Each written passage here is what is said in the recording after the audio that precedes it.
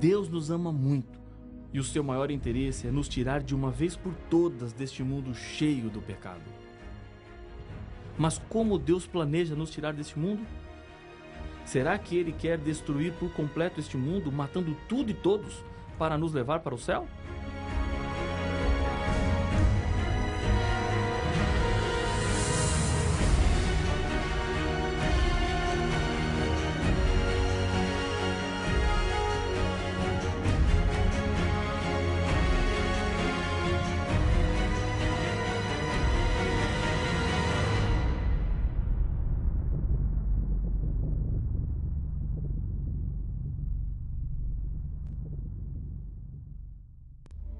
A Bíblia nos deixa bem claro que o final do pecado e do mal acontecerá quando Jesus voltar a este mundo. Em mais de 2.500 textos, essa verdade é repetida. Na oração do Pai Nosso, ensinada por Jesus, essa realidade é apresentada quando dito: venha o teu reino.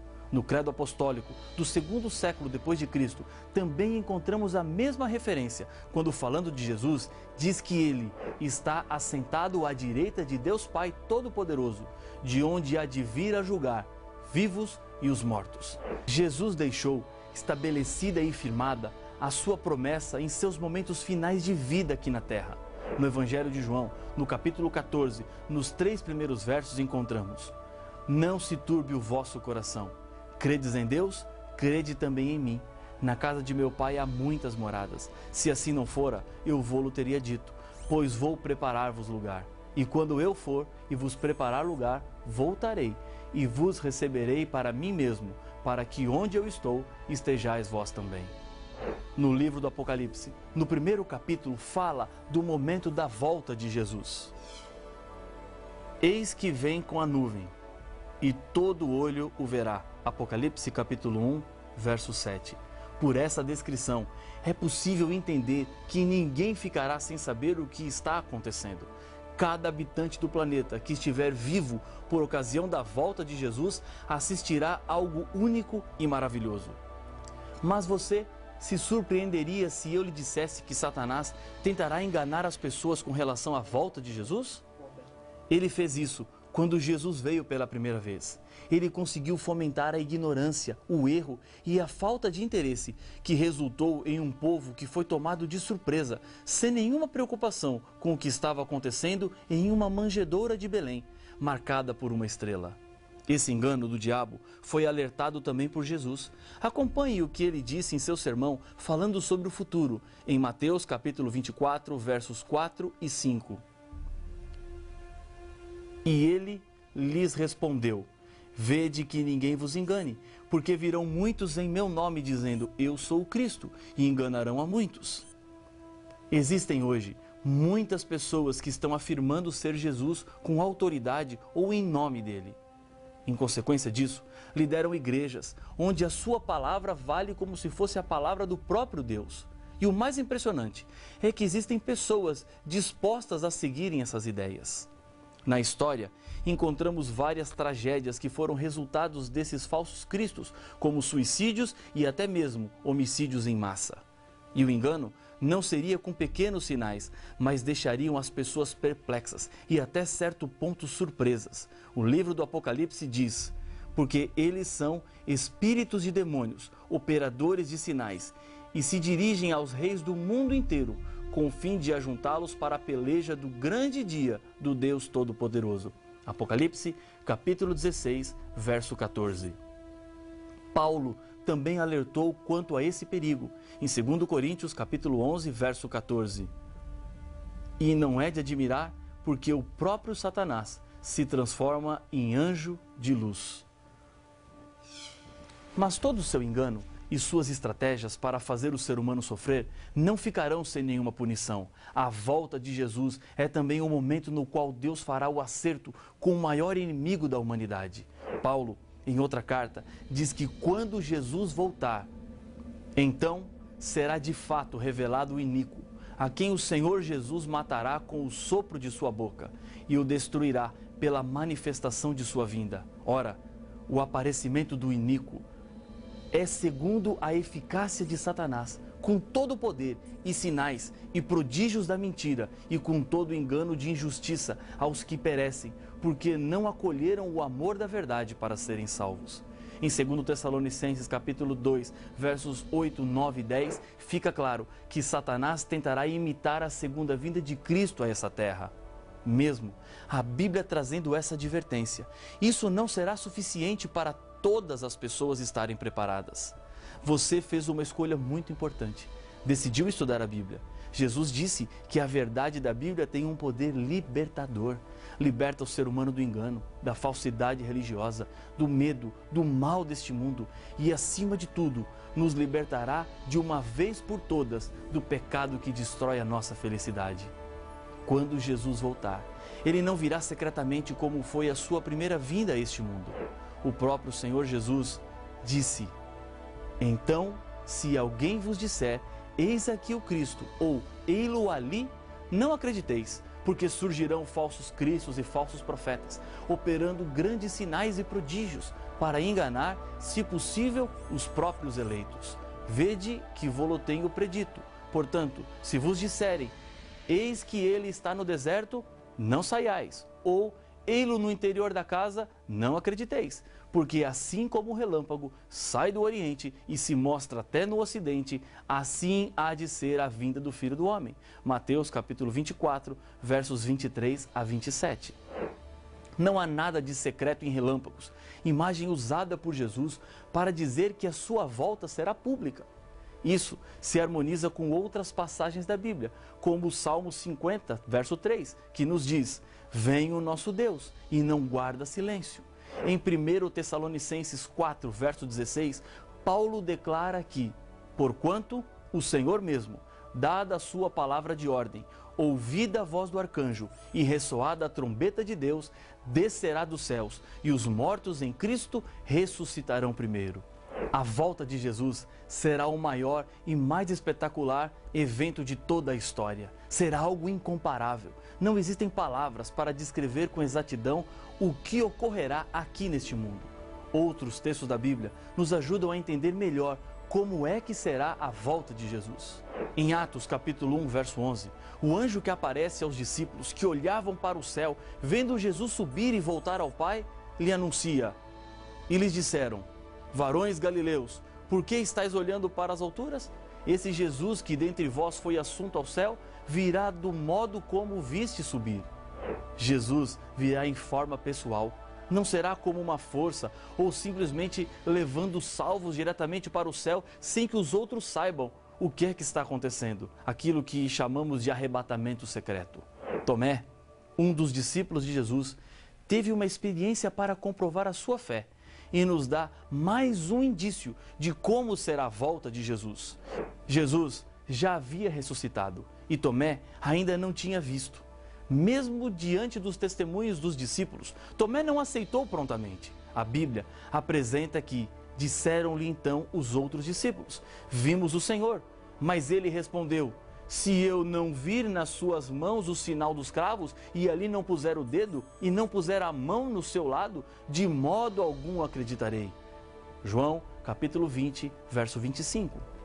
Uma semana depois, Tomé encontra-se com Jesus, que lhe convida: põe aqui o dedo e vê as minhas mãos. Chega também a mão e põe-na no meu lado.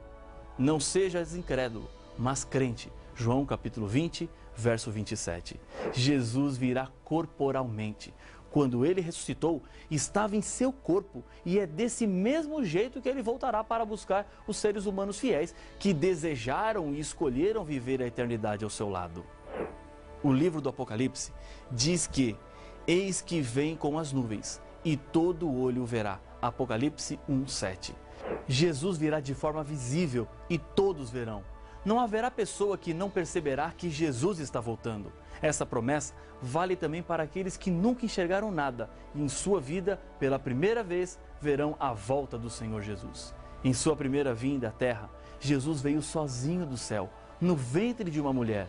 Mas isso não é o que acontecerá na segunda vez, porque Jesus nos diz: e ele enviará os seus anjos, com grande clangor de trombeta. os quais reunirão os seus escolhidos dos quatro ventos, de uma a outra extremidade dos céus. Mateus capítulo 24, verso 31. A segunda vinda de Jesus é o ponto alto do plano da salvação que Deus traçou para resgatar os seres humanos das garras do mal. Da mesma forma que, quando compro alguma coisa e pago e peço para que aguardem para que depois eu venha buscar, Jesus nos comprou com seu sangue. Ele quer que sejamos guardados entre os seus salvos enquanto Ele está preparando moradas no céu e finalmente Ele voltará para nos buscar, porque a salvação já está paga. Os anjos de Deus recolherão todos os fiéis dos quatro cantos do mundo e neste dia também será o momento do acerto de contas com Deus. No Apocalipse capítulo 22, verso 12, João nos diz que com a volta de Jesus, ele dirá: "E eis que venho sem demora, e comigo está o galardão, que tenho para retribuir a cada um segundo as suas obras." Naquele dia não haverá desculpas. A tendência de esquecer as nossas responsabilidades é percebida em muitos aspectos das nossas vidas. Grandes esforços são feitos em muitos tribunais para tentar inocentar um criminoso culpado. Algumas das desculpas dizem que ele não pode ser responsabilizado pelo que fez, pois quando era criança foi abusado e por isso tem esse comportamento agressivo. Quando dois carros batem, na maioria das vezes gera-se um impasse em quem é o culpado. Um sempre quer colocar a culpa no outro. Não está distante de nós o dia em que cada um dará contas de si mesmo a Deus. Diante de Deus, não podemos justificar as nossas culpas e nem querer colocar a culpa em alguém. Você precisa abandonar o que hoje está lhe afastando de Deus. Ele te chama para uma nova vida aqui na terra e assim, Ele quer lhe preparar para o dia do grande encontro. Será um momento de muita alegria, um dia maravilhoso para os salvos. Isaías, falando sobre esse dia, nos diz que tragará a morte para sempre. E assim enxugará o Senhor Deus as lágrimas de todos os rostos e tirará de toda a terra o opróbrio do seu povo, porque o Senhor falou. Isaías capítulo 25, verso 8. Momento do reencontro com pessoas queridas, mães com seus filhos, filhos com seus pais, pessoas que foram separadas de nós por causa de tragédias, abraços carregados de saudades, mas ao mesmo tempo comemorando um tempo de paz e alegria que nunca mais terá fim. Eu quero encontrar algumas pessoas que deixaram marcas positivas em minha vida, mas que por causa da morte já não estão mais aqui. Será o fim de todo o mal. Para aqueles que não se entregaram, a volta de Jesus, ao invés de ser um momento de alegria e comemoração, será um tempo de choro, angústia e medo. Diz a Bíblia que na volta de Jesus, e o céu recolheu-se como um pergaminho quando se enrola. Então, todos os montes e ilhas foram movidos do seu lugar. Os reis da terra, os grandes, os comandantes, os ricos, os poderosos e todo escravo e todo livre se esconderam nas cavernas e nos penhascos dos montes e disseram aos montes e aos rochedos: "Caí sobre nós", e escondendo-os da face daquele que se assenta no trono e da ira do Cordeiro. Apocalipse capítulo 6, versos 14, 15 e 16. A diferença entre esses dois grupos está determinada pela sua aceitação ou não de Cristo Jesus como seu Salvador. E eu quero neste momento lhe convidar a aceitar Jesus. Talvez você esteja se perguntando: o que envolve aceitar Jesus? São duas coisas que a partir de agora farão parte da sua vida. Primeiro, aceitar Jesus significa reorganizar sua vida de acordo com a Bíblia Sagrada. Jesus deixou isso bem claro no Sermão do Monte, quando disse: "Todo aquele, pois, que ouve estas minhas palavras e as pratica, será comparado a um homem prudente, que edificou a sua casa sobre a rocha, e caiu a chuva, transbordaram os rios, sopraram os ventos, e deram com ímpeto contra aquela casa, que não caiu, porque fora edificada sobre a rocha. E todo aquele que ouve estas minhas palavras e não as pratica, será comparado a um homem insensato, que edificou a sua casa sobre areia. E caiu a chuva, transbordaram os rios, sopraram os ventos, e deram com ímpeto contra aquela casa, e ela desabou, sendo grande a sua ruína." Mateus capítulo 7, versos 24 a 27. Segundo, aceitar Jesus significa obediência às leis de Deus. No mesmo Sermão do Monte, Jesus explica que Nem todo o que me diz Senhor, Senhor entrará no reino dos céus, mas aquele que faz a vontade de meu Pai que estás nos céus.